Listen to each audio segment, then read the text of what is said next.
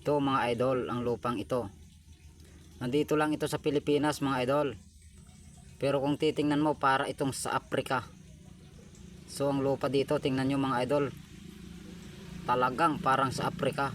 Yung mga bata parang Afrikano. Ang lupit ng kanilang mga ideya mga idol. Kita nyo naman oh. Grabe, 3 bata lang mga idol ang naghihila ng lupa. Aanhin kaya nila yan mga idol.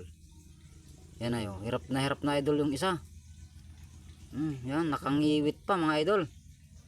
Grabe oh, bilisi, sabi ng isa. Yan.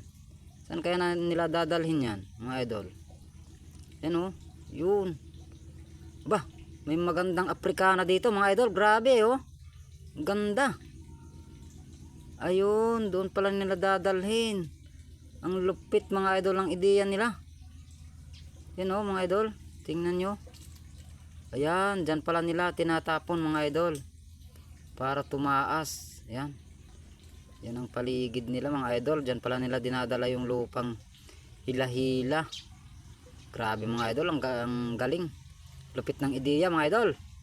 Grabe, ayan, maghihinaw na sila. Siguro matutulog na to mga idol, or di kaya kakain na.